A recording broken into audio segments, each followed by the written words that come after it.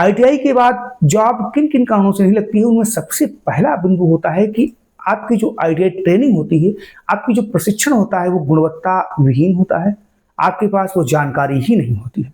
आपने fitter, Turner, machinist, welder, electrician, electronics, electricals किसी भी ट्रेड से अगर आपने आईटीआई कंप्लीट की है, अगर आपको उस ट्रेड के बारे में जानकारी नहीं है,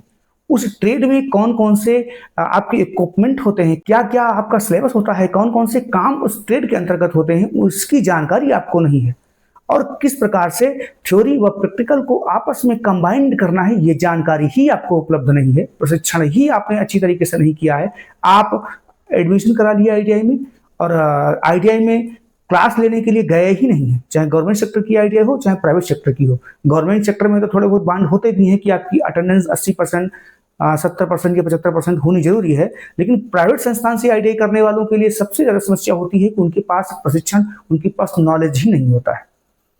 तो सबसे बड़ा कारण होता है कि आपकी अगर